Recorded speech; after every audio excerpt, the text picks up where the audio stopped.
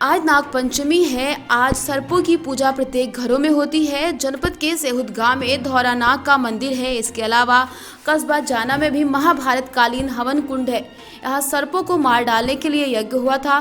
Corona के चलते आज ये स्थान सोने पड़े हैं। जिले में जाना कस्बा, जिसे जन्मेजय नगरी भी कहा जाता है, यहाँ पंचपोखर आश्रम भी स्थित है। इस स्थान पर ही सर्प जाति को समाप्त करने के लिए सर्प मेघ यज्ञ कराया गया। यह स्थान राजा परीक्षित की सर्प दंश से हुई मौत के बाद चर्चा में आया। परीक्षित के पुत्र राजा जन्मेजय ने अपने पिता की मृत्यु का बदला लेने के लिए सर्प मेघ यज्ञ कराया। महाभारत काल में पांडवों के अंतिम राजा जन्मेजय के पिता राजा परीक्षित की मृत्यु के बाद हुए इस यज्ञ से यहाँ की पूरी कहानी का ताना बाना है।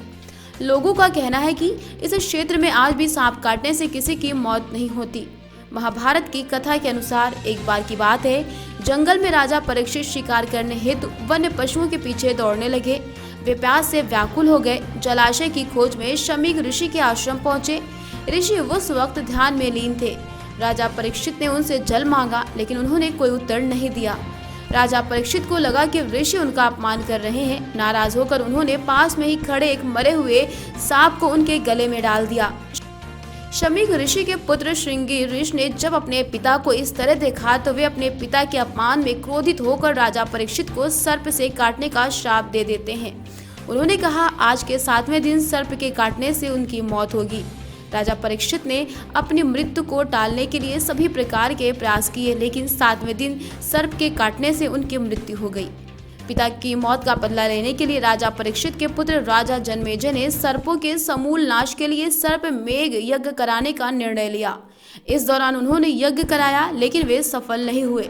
आखिरकार उन्होंने यज्ञ के लिए सबके उपयुक्त स्थान औरैया के दलेल नगर से सटे कस्बे के जाना गांव को चुना, जो सूर्य उदय अस्त मंजलोक पृथ्वी का बिंदु है। यज्ञ के दौरान हवन कुंड में हजारों सर्प निकलकर भस्म होने लगे। पंचपोखर आश्रम की देखरेख में रह रहे श्री 108 महंत दयालु दास महाराज, मनोहर दास महाराज, लोहा लगड़ी फक्कड़ ने बताया कि यहाँ पर सर्प मेघ यज्ञ का आयोजन किया गया था, जहाँ पर बड़े बड़े प्रकांड विद्वानों ने यज्ञ कराया। इस यज्ञ के प्रभाव से सभी सर्प हवन कुंड में आकर गिर रहे थे, लेकिन सांपों का राजा तक्षक, जिसके काटने से राजा परीक्षित की मौत हुई थी, खुद को बचाने के लिए तक्षक सूर्य देव के रस से लिपट गया। उसका हवन कुंड में गिरने का अर्थ था प्रकृति की गतिविधियों में रुकावट आ जाएगी। उन्होंने बताया कि सूर्य देव और ब्रह्मांड की रक्षा के लिए सभी देवता राजा जन्मेजय से यज्ञ को रोकने का आग्रह करने लगे, लेकिन राजा अपने पिता की मृत्यु का बदला लेना चाहते थे। अंत में यज्ञ रोकने के लिए अस्तिका मुनि के हस्तक्षेप करने पर जन्मेजय यज्ञ रोकने को तैयार हुए।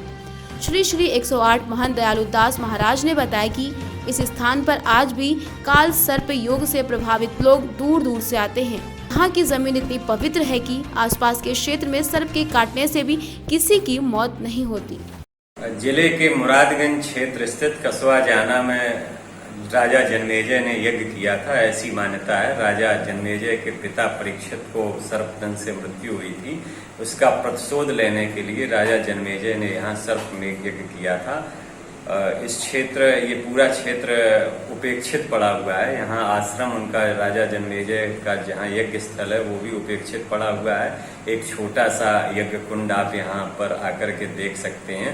यह यद्यपि यह पूरा क्षेत्र ऐतिहासिक महत्व का क्षेत्र है, महाभारत में इसका जिक्र मिलता है इस जगह का, और मान्यता है कि यहाँ पर अभी तक किसी भी व्यक्ति की सर्पदंश से मृत्यु नहीं हुई है। ब्यूरो रिपोर्ट, तेजस खबर।